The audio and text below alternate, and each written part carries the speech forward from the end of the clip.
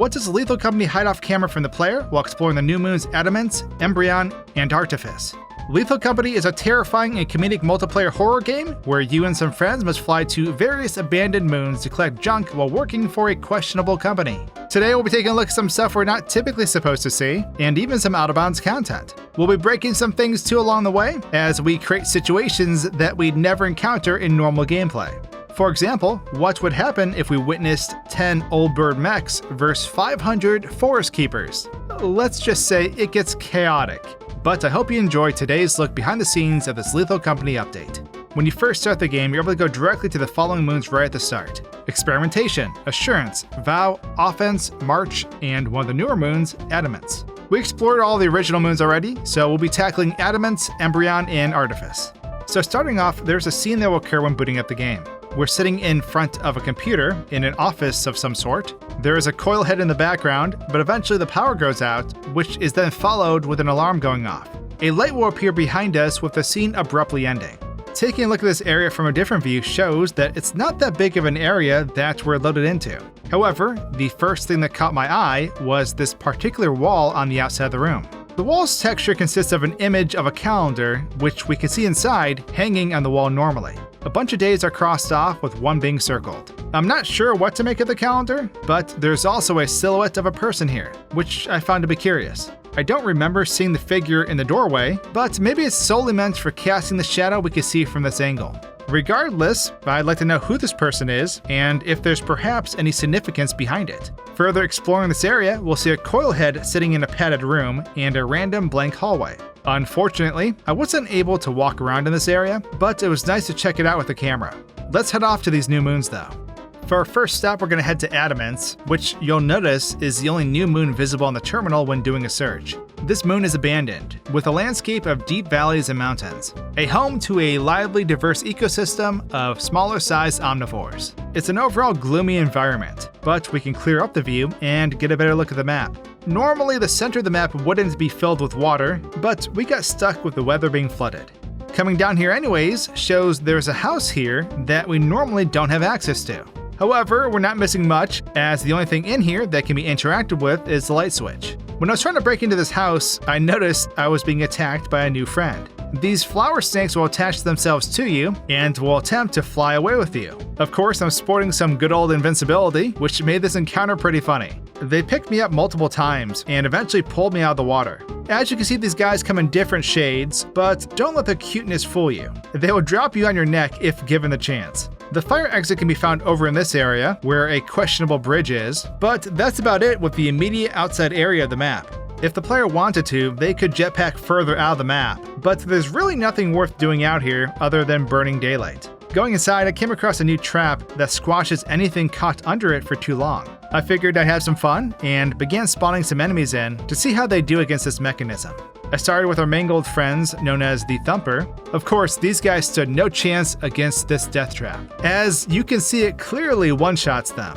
I then gathered a bunch of bunker spiders and brought them over to this lovely hallway of death I created with the Thumper corpses. Sorry, not sorry guys, this is for science. The spiders also ended up being one-hit KOs, and the slime, well, is unsurprisingly immune to this trap. However, the Brackens stood no chance. While spawning the Brackens in, I ended up getting soft-locked by one that kept attempting to break my neck. The invincibility was keeping me alive, but I was stuck in this Bracken's continuous neck-breaking session. Getting myself under this trap solves this problem though. So I just hang out under this trap as these Brackens, Nutcrackers, and Slime give it their all, as they try to destroy me. As you can see, none of these guys can withstand the crushing blow of this trap, minus the Slime of course. But let's head on over to the next moon though, as there really wasn't much else to see on this one. The next moon we'll be heading to is Artifice. Both Artifice and Embryon are not listed when you look at the moons, but if you know the name and have the money, they are there waiting to be visited. Artifice has abandoned facilities littered across its landscape, and also states to have rumored active machinery left behind. Before we address that rumor, clearing up our view gives us a better look at this warehouse compound. Seems to me that these are last resort hiding places from whatever lurks on this moon. The entire facility is surrounded by rocky terrain, which we can explore pretty easily. Although, the likelihood of getting lost will be high, as our visibility is normally pretty low. The fire exit is an easy find, as it's on the side of the main building. There really isn't much else to see on the outside of the main area though, except for this random dam. Oh, and of course, the inactive multiplayer models that are way out in the great beyond. However, these can be found in similar distant areas in every level. Let's talk about one of the new entities from this recent update though. The rumored active machinery is known as Old Bird, or Rad Mechs, as they're called in the files. These giant mechs spawn outside and have a searchlight mounted on the front of their body. If they detect you at a certain range, they will attack by launching rockets towards us. If they get close, they can grab you and torch you.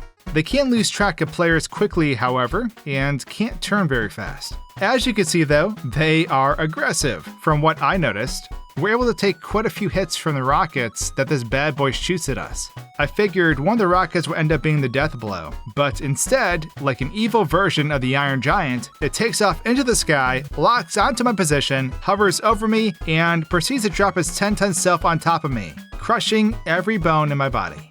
I guess that's one way to do it. I was not ready for that. They seem to be similar in size with the Forest Keepers, so I figured I spawned in 50 Keepers to face off with 10 of these mechs. However, I made a mistake and accidentally typed in an extra 0, spawning in 500 Forest Keepers. Chaos immediately ensues as they begin rising from their graves. One of the Forest Keepers grabs me as they're spawning in, causing me to glitch through the map. The game was chugging really hard due to all the entities, but I quickly realized that this was a heavily one-sided fight. From this view, we can see that multiple infernos were occurring. The smell of burnt Forest Keepers and death quickly fills in this compound. There were so many Keepers in play that you could see where they were getting stuck in tight places. I was tempted to restart the game because of how bogged down it was, but I decided to let it play out. This extermination took quite a while if I'm going to be honest, but it was fun to run around and watch it all unfold. Just take a listen to the chaos.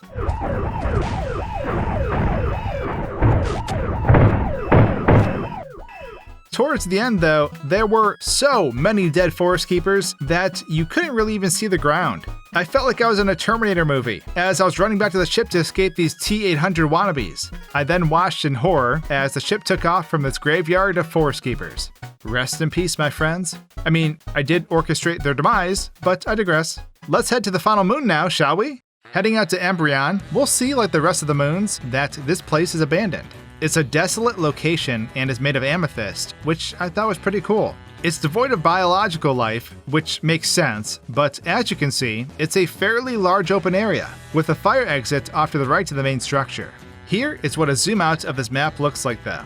We could venture off into the great beyond, but like the other moons, all we're doing out here is burning daylight, and most likely getting lost. However, we're now going to take a closer look at another new entity that was recently added. This handsome fella is known as the Butler.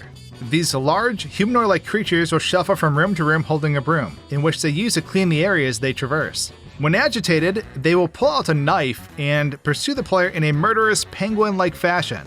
I gotta say, it is wild how much blood comes splashing out of our player as the Butler goes on a stabbing spree. It definitely caught me off guard when I went to kill him for the first time, as he began to inflate and then pop like a balloon, tossing me across the room. Regardless, facing off of the Butler normally is a futile effort, because if the stabbing doesn't kill you, and the explosion doesn't either, well, the masked hornets that emerge from the Butler's clothes will. They will finish the job if you stick around, as you can see here. Rest in peace. I decided to have some fun and spawn in multiple Butlers and Nutcrackers, and the results were great. These guys will destroy each other with their body explosions and shotgun blasts overall. As you can see, the Butlers stand no chance against the shotgun, as I get 2 for 1 with this shotgun blast. And you can grab the knife from the Butler too. Although I feel like it wouldn't be that viable in a normal instance of playing the game. I could be wrong, but that's the impression I got when trying to use it. It didn't seem like I was able to kill anything with it. However, watching the Butlers explode in slow motion is pretty cool, as my character gets shot into another universe in the process. Something else I found curious was how the Butlers store their brooms. They'll put their brooms under the jacket, but they don't just disappear. They actually will shrink and remain floating within the body of the Butler. When the Butler goes to pull the knife, if we slow it down, we'll see it grows from his hand as he's reaching into his jacket. Just how many objects can this man fit in his coat? Maybe in a future update, they could have Butlers with potential rewards? As in, they could have a chance to pull out expensive scrap for us instead, rather than destroying us? I mean, it'd make them a worthy risk to interact with. But between the potato face and discolored teeth, I don't think I could ever trust them. I started spawning in masked players at this point, and things just continue to escalate, as you can see. I eventually made my way outside, as the masked players continuously duplicate themselves through me. This is something I had fun with before on a previous moon, and if you let it go on for too long, the game could crash. So let's just give them the good old mech assault treatment then.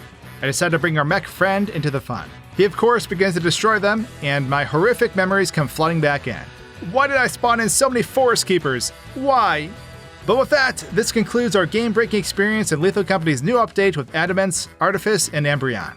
I hope you enjoyed this out-of-bounds endeavor, hit the like button if you did, and I'll catch you in the next video. Cheers!